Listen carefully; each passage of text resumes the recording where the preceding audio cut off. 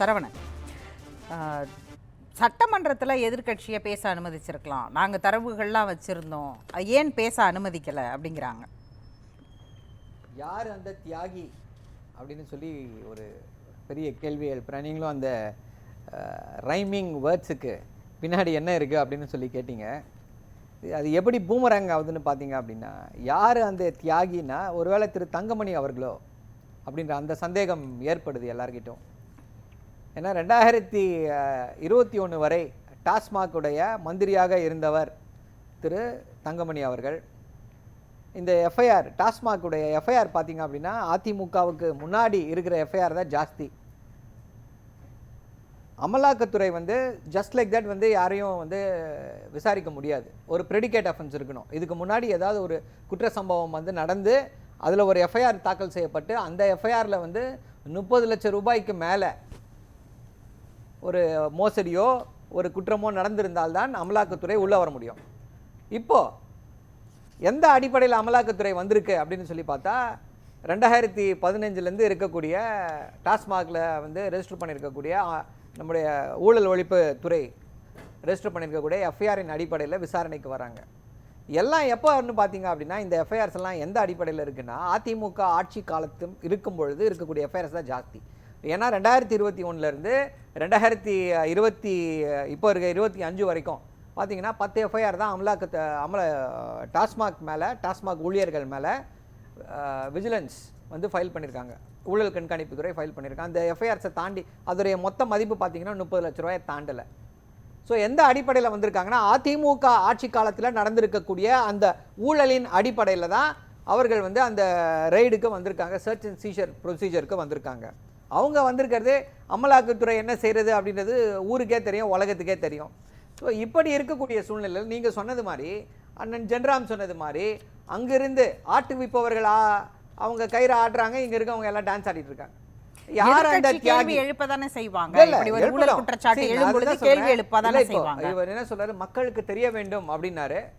அண்ணன் சொன்னாங்க, நல்லது, மக்களுக்கு தெரியட்டும். அதிமுக ஐயா, இது அதிமுக ஆட்சி காலத்தில் போடப்பட்ட எஃப்ஐஆர்ஸ் கரெக்டாக சொல்கிறாங்க. 72 லட்சம் பாட்டில் வருதா, இவ்வளோ பணம் ஜாஸ்தி ஆகுதா, 40,000 கோடி அப்படின்னு சொல்லி சொல்கிறாரு அண்ணன். ஒருவேளை அதிமுக ஆட்சி காலத்தில் நடந்ததை சொல்கிறாரான்னு நமக்கு தெரியலை. அதை விட முக்கியமான விஷயம் என்ன அப்படின்னா, 2020 டிசம்பர் 14 நீதியரசர் கிருபாகரன் மற்றும் நீதியரசர் புகழேந்தி அவர்கள் என்ன சொல்கிறாங்க,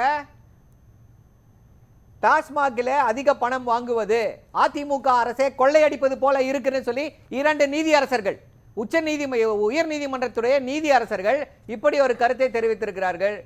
அப்ப தியாகி யாரு? திரு எடப்பாடி பழனிசாமி அவர்களே, தியாகி யாருன்னு நீங்க தான் சொல்லணும். தியாகி உங்க கட்சியில தான் யாரோ இருக்காங்க போல இருக்கு. தமிழ்நாட்டுடைய தியாகிங்கிற காயினேஜ் இதற்குள்ள வரணும். தியாகிங்கிற அவனதான் கேட்கணும். அண்ணன் இருக்காரு, அண்ணன் தான் பதில் சொல்லணும். அதான் சொல்லிட்டேன், ரைமிங்கா இருக்கணுமா. ரைமிங்கா இருக்கிறதுனால தியாகி யாருன்னு தெரியும். தமிழ்நாட்டுடைய முதல்வர் இதற்கு ஒரு சூடான பதிலை கொடுத்திருக்காரு. யாரு காலில் விழுந்து பதவியை வாங்கினாரோ, யாரு பதவியை விட்டுட்டு போனாரோ அவங்க தான் தியாகி. அதிமுக தியாகத்தை பற்றி பேசக்கூடாது, துரோகத்தை பற்றி பேச வேண்டும். துரோகம் செய்து எப்படி முதல்வர் ஆனார் அப்படின்றது ஊருக்கே தெரியும், உலகத்துக்கே தெரியும். இப்ப இந்த குறிப்பிட்ட வழக்குல அதிமுக நீங்க சொல்றீங்க, அதிமுக காலகட்டத்தில் அதிகமா நடந்தது அந்த 30 லட்சம் ரூபாங்கிற அந்த ஸ்லாபுக்குள்ள சர்ச் வாரண்ட்டுக்கான அந்த இடத்துக்கே அவங்க அதுக்காக தான் நகர்ந்தாங்கன்னா, அவங்க எப்படி அதை வலுவான ஒரு பிரச்சனையா சட்டமன்றத்துக்குள்ள எடுப்பாங்க?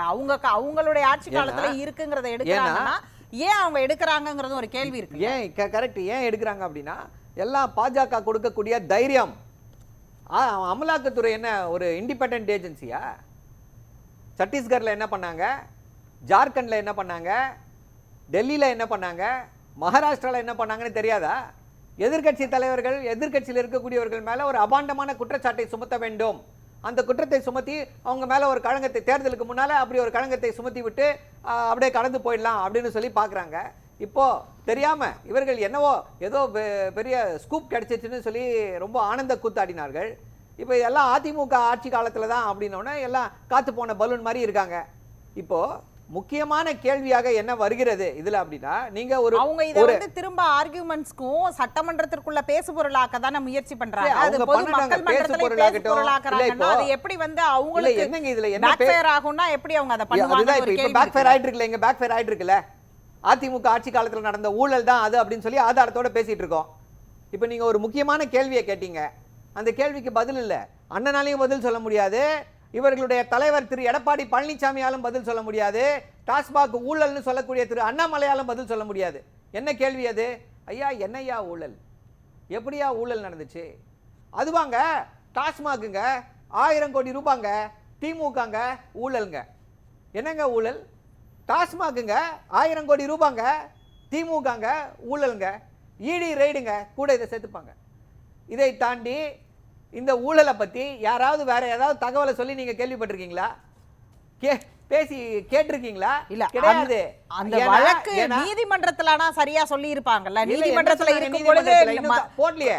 கூடுதல் அதாவது ஒரு நிர்ணயிக்கப்பட்ட தொகையை விட அதிகம் விற்கப்படுகிறது அப்படிங்கறதெல்லாம் அதற்குள்ள வழக்குக்குள்ள வருது அப்படின்னு சொல்லி எந்த குற்றச்சாட்டு இருக்கு? நிர்ணயிக்கப்பட்ட விலையை விட அதிக விலைக்கு வித்ததா சொல்றாங்க.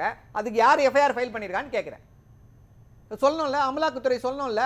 ஒரு நியாயமாக நடந்து கொள்ளக்கூடிய ஏஜென்சினா அமலாக்கத்துறை சொல்லணும். அந்த 1000 கோடி ரூபாய் எப்போ வருது? அண்ணாமலை சொல்றாரு, அண்ணாமலை சொல்றான், இடி கேட்கிறான். இப்படிதான் இருக்கு. இதுதான் ஒரு இந்தியாவுடைய பிரீமியர் இன்வெஸ்டிகேட்டிங் ஏஜென்சி நடந்து கொள்ளக்கூடிய வேலையா? இப்படிதான் இவர்கள் நடந்து கொள்வார்களா? அது வரைக்கும் 1000 கோடியை பத்தி பேச வேண்டியதானே? ஐ கேட்சிங்க ஏதாவது ஒரு வார்த்தை வேணும். அதனால 1000 கோடி அப்படியே அடிச்சு விட்டு போறாங்க. இதுதான் நடந்து கொண்டிருக்கிறது. இப்ப அரசியல் மட்டத்துல இது ஐ கேட்சிங்காவோ அல்லது இதை அடிச்சு விடுற ஒரு வார்த்தையாவோ நீங்க சொல்றபடி இருக்கலாம். ஆனால் நீதிமன்றம் இதை வழக்காக விசாரிக்குது அப்படின்னு எடுத்துக்கும் நீதிமன்றத்துல என்ஃபோர்ஸ்மென்ட் டைரக்டரேட் வழக்கு போட்டிருக்கா? யார் வழக்கு போட்டிருக்கா? நீதிமன்றத்துல தமிழக அரசு வழக்கு போட்டிருக்கிறது. என்ன வழக்கு போட்டிருக்கிறது? நீங்க டாஸ்மாக் எம்ப்ளாயிஸ் எல்லாம் ஹராஸ் பண்ணிட்டு இருக்கீங்க இன்வெஸ்டிகேஷன் பேர்ல.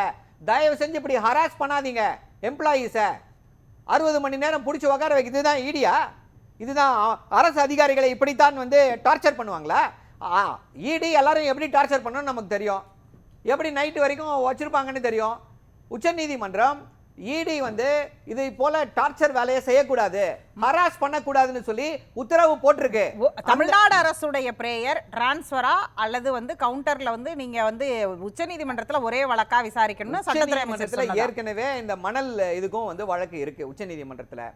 இப்ப டாஸ்மாக்கு என்ன வழக்கு? இதேதான். இதே இங்க என்ன ஹராஸ் பண்ணாதீங்க, அபிஷியல்ஸா ஹராஸ் பண்ணாதீங்க அப்படின்றதுதான் தமிழ்நாடுடைய அரசு. என்ன தமிழ்நாடு அரசு ஊழியர்களை, அரசு அதிகாரிகளை இப்படி வந்து 10 வருஷத்துக்கு முன்னாடி போட்ட எஃப்ஐஆர், 20 வருஷத்துக்கு முன்னாடி போட்ட எஃப்ஐஆர், காதில் விழுந்த செய்தி, செவியல் விழுந்த செய்தியை வச்சு ஹராஸ் பண்ணி பெண்களை எல்லாம் 60 மணி நேரங்கள் பிடிச்சு வச்சிருந்தா தமிழக அரசு வேடிக்கை பார்த்து கொண்டிருக்க வேண்டுமா? அதற்கு தான் தமிழக அரசு இருக்கிறதா? அதற்கு தான் மக்கள் தேர்ந்தெடுத்திருக்கிறார்களா திமுகவை? அதை பத்தி ஏதாவது பேசினாங்களா? இப்போ நிஜமாவே இவர்கள் எதிர்கட்சி, நிஜமாவே தமிழ்நாட்டில் இருக்கக்கூடியவர்கள் மீது அக்கறை இருக்கக்கூடியவர்கள் அப்படின்னா அரசு அதிகாரிகளே நீங்க அப்படி பண்ணிருக்க கூடாதுன்னு சொல்லி ஒரு அறிக்கை வந்திருக்க வேண்டுமா இல்லையா? ஊழல் வேற, ஏன் அரசு அதிகாரிகளை போட்டு இப்படி டார்ச்சர் பண்றீங்க? அதற்காக தானே நீதிமன்றம் போயிருக்கோம். இப்ப சொல்ற கேட்டுக்கோங்க. எந்த காலத்திலும் அமலாக்கத்துறை வந்து இதுதான் வழக்கு, இப்படி ஊழல் நடந்திருக்கிறதுன்னு சொல்லவே மாட்டாங்க. ஏன்னா அமலாக்கத்துறையாலும் சொல்லவே முடியாது, அவர்கள் கிட்ட எந்த ஆதாரமும் கிடையாது. இப்ப சேலஞ்ச் பண்றோம். எப்படி ஆதாரம் இல்லாம நாளைக்கு 1000 கோடிக்கு அவங்க நீதிமன்றத்துக்கு நீங்க போயிருக்கீங்க, அவங்க அங்க பதில் சொல்லி தான் ஆகணும். அப்ப இடி வந்து அது 1000 கோடிக்கான விஷயத்தை எப்படி சொல்லாம போவாங்க? நீங்க எப்படி சேலஞ்ச் பண்றீங்க? அதுதாங்க இப்ப நீதிமன்றம் வந்து 1000 கோடியா இதுன்னு கேட்க போறது கிடையாது. நீதிமன்றம் என்ன கேட்க போகுது அப்படின்னா, ஏன் ஹராஸ் பண்ணீங்கன்னு தான் கேட்க போகுது. அன்னைக்கு ஃபர்ஸ்ட் இந்த வழக்கு வரும்பொழுது நீதியரசர்கள் என்ன கேள்வியை கேட்டாங்க? உங்களுக்கு விசாரணை நடத்துவதற்கு அதிகாரம் இருக்கிறது, ஆனா அந்த அதிகாரத்தை நீங்கள் சரியான முறையில் பயன்படுத்தினீர்களா அப்படின்னு அந்த கேள்வியை தானே கேட்டுச்சு. அதுதானே இப்ப முக்கியம். இப்ப சொல்கிறேன் கேட்டுக்கோங்க. இதுல வந்து அமலாக்கத்துறை ஒரு போதும் அவர்களால் சொல்ல முடியாது. ஐ அம் சேலஞ்சிங். இங்க வந்து அன்றைக்கு வந்து தமிழ்நாடு அரசு வைத்த ஒரு கிளாரிட்டி கொடுங்க. அன்னைக்கு தமிழ்நாடு அரசு வைத்த ஒரு வழக்கறிஞராகவும் அந்த இடத்துல அந்த கிளாரிட்டி என்னன்னா, அரசு நிறுவனங்களில் வந்து இடி வந்து இப்படியாக சோதனை நடத்துறது வந்து மாநில அரசுடைய உரிமை சார்ந்த ஒரு பிரேயரை நீங்க வச்சீங்க. இது வந்து மாநில அரசுடைய சுயாட்சி சம்பந்தப்பட்டது கடந்த காலங்களையும் தலைமைச் செயலகத்தில். அதற்கு நீதிமன்றம் என்ன சொன்னது? இல்ல எல்லாம் அதுதான் கவுண்டர் போடுங்கன்னு சொல்லியிருக்காங்க. ஃபர்ஸ்ட் விசாரணையில அதிகாரிகளை வந்து நீங்க வந்து சரியான முறையில் நடத்தல அப்படின்றது தெரிய வந்திருக்கு. ஏன் நீங்க பண்ணீங்க அப்படின்ற அந்த கேள்வியை கேட்டாங்க. இப்போ இந்த விஷயங்களுக்கெல்லாம் அமலாக்கத்துறை பதில் சொல்லியாக வேண்டும். இப்போ அதுதான் மீண்டும் சொல்கிறேன், இதுல வந்து ஊழல் நடந்துச்சா ஊழல் நடக்கலையா, எத்தனை ஆயிரம் கோடி ஊழல்னு சொல்லி அங்க வழக்கு இல்லை உச்சநீதிமன்றத்துல. யாரும் வந்து இதுல வந்து சம்பந்தப்பட்டிருக்கக்கூடியவர்கள் என்ன நிரபராதின்னு சொல்லு, இந்த வழக்கை ரத்து செய்யணும் போடல. அரசு அதிகாரிகள் மீது தயவு செஞ்சு தொடர்ந்து இப்படிப்பட்ட தாக்குதல்களை நடத்தாதீர்கள் அப்படின்னு சொல்லி தான் தமிழ்நாடு அரசு உயர்நீதிமன்றத்தை நாடி இருக்கிறது. உயர்நீதிமன்றத்தில் இங்கே ஏகப்பட்ட குழப்பங்கள் நடந்து கொண்டே இருக்கிறது. ஒரு நீதிமன்றத்திலிருந்து இன்னொரு நீதிமன்றத்துக்கு போது அந்த நீதிமன்றத்தில் இருக்கக்கூடிய ஒரு நீதியரசருடைய சகோதரர் வந்து செந்தில் பாலாஜி அவர்களுக்காக ஆஜராகி இருக்கிறார். திரு செந்தில் பாலாஜி அவர்கள் தான் இந்த ப்ரொஹிபிஷன் அண்ட் எக்ஸைஸ் டிபார்ட்மெண்ட்டுக்கு வந்து மந்திரியாக இருக்கிறார். ஸோ அந்த அடிப்படையில் இவங்க ஏன் இன்னொரு கேள்வியை நீங்கள் திருப்பி கேட்டீங்க, ஏன் நீங்கள் இதை கையில் எடுக்கிறீங்க, ஏன் இதை கையில் எடுக்கிறீங்கன்னா இவர்களுக்கெல்லாம் திரு செந்தில் பாலாஜியை பார்த்து அச்சம், ஏதோ அப்படியே ஒரே குதூகலம், ஏதோ அவரை மாட்டி விட்டோம், அவர் மாட்டிக்கிட்டாரு சிக்கிட்டு. ஐயா சிக்க போவது யாரு? திரு தங்கமணி அவர்கள். அதுக்கப்புறம் அங்கேருந்து அப்படி பணம் போயிருக்கு கண்டுபிடிச்சாங்க அப்படின்னா அது எங்கே போச்சோ அங்கே மாட்டுவாங்க. இன்னொரு கேள்வியை கேட்டிங்களே, திரு விஜயபாஸ்கர் வீட்டில் இருந்து ஆதாரத்தை பிடிச்சிட்டு ஓடினார் ஒருத்தர், 89 கோடி ரூபாய் எல்லாம் போட்டாங்க. அதிமுக அமைச்சர்கள் எல்லாம் அந்த கிட்டியில் போட்டாங்க தேர்தலுக்கு. என்ன ஆச்சு இந்த வழக்கு? அமலாக்கத்துறை யாரையாவது கைது செய்ததா? ரெய்டு போச்சா? அதுக்கப்புறம் அமலாக்கத்துறை போகாது. ஏன்னா அதிமுகவும் பாஜகவும் முதல்ல கள்ள கூட்டணினோ இப்ப நல்ல கூட்டணியில இருக்காங்க. அதனால அதிமுக அமைச்சர்கள் செய்திருக்கக்கூடிய ஊழல்கள் எல்லாமே வந்து மூடி மறைக்கப்படும். சொல்லுங்க. தியாகின்ற பேர் எப்படி வந்தது அப்படின்னு சொல்லி சார் சொன்னாங்க. அதாவது ஏற்கனவே மாண்புமிகு முதலமைச்சர் வந்து அதிமுக ஆட்சி காலத்தில் கரூருக்கே வந்து இன்றைக்கு இந்த வழக்கில் பெயர் சொல்லப்படுற அமைச்சரை பற்றி மரியாதைக்குரிய செந்தில் பாலாஜி அவர்களை பற்றி என்ன சொன்னார்னு உங்களுக்கு தெரியும். அது ஒன்று இருக்க, இவங்களுடைய கட்சிக்கு வந்த பின்னாடி இன்றைக்கி வந்து அமைச்சர் ஆகிட்டாங்க. எந்த வழக்கில் வந்து போக்குவரத்து துறையில் நடந்த ஒரு ஊழலுக்காக அவங்க வந்து பல மாதம் சிறையில் இருந்தாங்க. வந்த உடனேயே அவருக்கு மீண்டும் அமைச்சர் மாண்புமிகு அமைச்சர் பதவியை கொடுத்துட்டு ரொம்ப நாள் வந்து ஜெயிலில் இருக்கும்போது அவர் அமைச்சராக இருந்தார். ஏன்னா அவர் தியாகி. அதுக்கப்புறம் வந்த உடனேவே மறுபடியும் அமைச்சருக்கு அவருக்கு அந்த பதவியை கொடுத்து அழகு பார்த்து அவரை தியாகி பட்டம் சூட்டினார். அதனால தான் எங்களுக்கு சந்தேகம் இருக்கு, யார் அந்த தியாகின்னு நான் கேட்கிறேன். இல்ல தியாகி யார் அந்த தியாகின்னு பேசுறாங்க. செல்வி ஜெயலலிதா அவர்கள் வந்து தண்டிக்கப்பட்ட பிறகும், தண்டிக்கப்பட்ட குற்றவாளின பிறகும் சீஃப் மினிஸ்டரா பதவி ஏற்றார்கள். அவர் வழக்கு நடக்கும் போதெல்லாம் அவர் சீஃப் மினிஸ்டரா தான் போனாங்க. 18 வருடங்கள் அவர் வந்து ஜெயில் தண்டனை அனுபவிக்கிறதுக்கு முன்னாடி வந்து அது வரைக்கும் சீஃப் மினிஸ்டரா தான் கோர்ட்டுக்கு வந்தாங்க.